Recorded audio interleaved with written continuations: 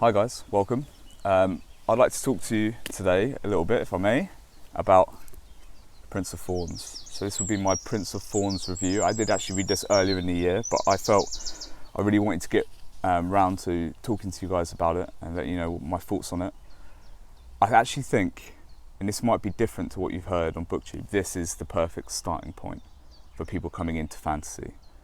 Now, a lot of people will say, this is dark, this does not have very likeable characters, and therefore this is a bad place to start fantasy. But I think if you're coming from the mass market side of things, if you're at the train stations and you're buying the latest thrillers and romance novels, you're used to a punchy, short, fast, page-turner read, and this really has all of those features right here.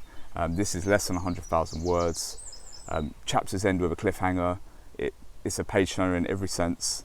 It's very punchy. It reads like the latest Netflix thriller, and it is, I think Mark Lawrence he knew he had more books in this series where he could really look at his themes and his characters in greater detail, and what he wanted really was to hook you, the same way a great pop melody would for a song. He wanted to get his hooks in you early, and this book absolutely does that.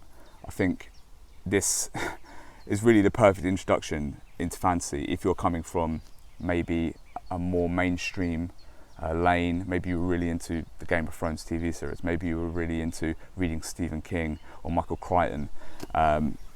This won't be that far from your wheelhouse, and you will find this very easy read. This is also a great starting point for people that struggle to read. The font, the pacing, there's not a lot of wasted prose in this series.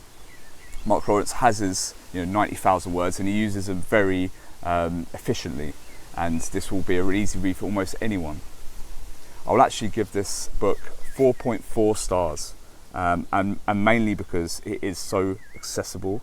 It is a thrill ride.